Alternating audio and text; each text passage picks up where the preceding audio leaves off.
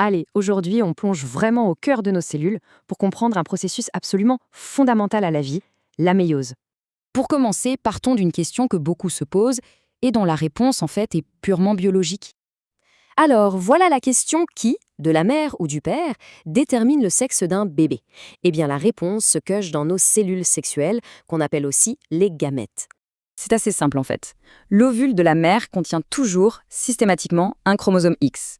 Le spermatozoïde du père, par contre, c'est un peu pile ou face. Il peut contenir soit un chromosome X, soit un Y. C'est donc bien le spermatozoïde du père qui détermine le sexe biologique de l'enfant. Et c'est là que ça devient intéressant, parce que ça nous amène à une question fondamentale sur nos cellules. On va voir qu'il y a une différence énorme, cruciale même, entre nos cellules corporelles normales et ces fameuses cellules sexuelles.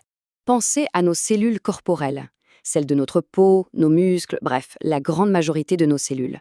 Elles sont comme une bibliothèque qui posséderait 2 exemplaires de chaque livre. On dit qu'elles sont diploïdes. Les cellules sexuelles, en revanche, c'est une autre histoire. Leur bibliothèque est allégée. Elles n'ont qu'un seul exemplaire de chaque livre. On les appelle des cellules haploïdes. Un seul jeu de chromosomes donc. Alors, imaginez un instant le problème. Que se passerait-il si 2 cellules diploïdes fusionnaient lors de la fécondation ? L'embryon aurait 4 jeux de chromosomes. Et la génération suivante, 8. Ce serait un véritable chaos génétique, tout simplement impossible. Le corps a donc dû trouver une solution, un mécanisme super astucieux pour éviter ce scénario.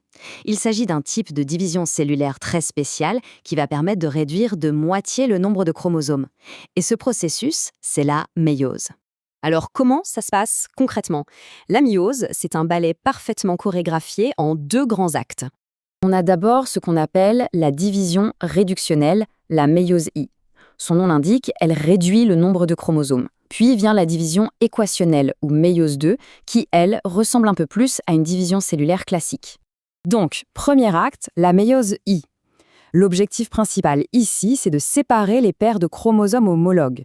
C'est-à-dire, pour chaque paire, séparer le chromosome hérité de la mère de celui hérité du père. Pour ça, la cellule va d'abord apparier ses chromosomes qui vont ensemble.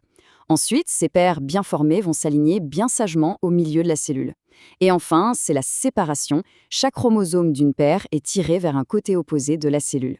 Mais attention, il y a un détail absolument crucial ici, et c'est ce qui fait toute la spécificité de cette étape. Le centromère, qui est un peu la colle qui maintient les 2 copies d'un chromosome ensemble, eh bien, il ne se casse pas. Ce sont bien les paires de chromosomes qui se séparent, pas les copies d'un même chromosome. On arrive maintenant à la 2e division, la méiose 2. Là, le but du jeu change. Il s'agit maintenant de séparer les 2 copies identiques de chaque chromosome, ce qu'on appelle les chromatides sœurs.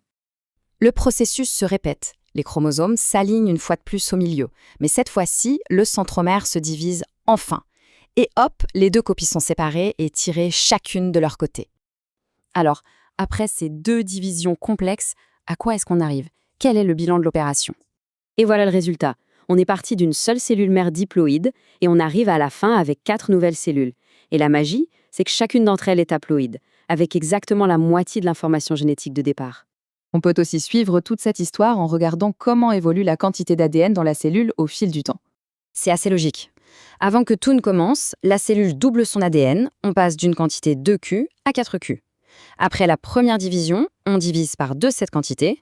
Chaque cellule se retrouve donc avec 2Q. Et après la 2e division, on divise encore par 2 pour arriver à la quantité finale de 1Q par cellule. Mission accomplie. Au final, pourquoi tout ça est si important ? Eh bien, c'est ce mécanisme incroyable qui garantit que, lors de la fécondation, le nouvel organisme aura le bon nombre de chromosomes. C'est tout simplement la clé de la stabilité génétique de génération en génération. Cela nous amène à une dernière réflexion. On a vu que la méiose divise le nombre de chromosomes. Mais en réalité, elle fait bien plus que ça. Elle brasse les cartes génétiques. Elle crée de la nouveauté. Alors comment fait-elle pour générer autant de diversité ? Ah, ça c'est une autre histoire passionnante.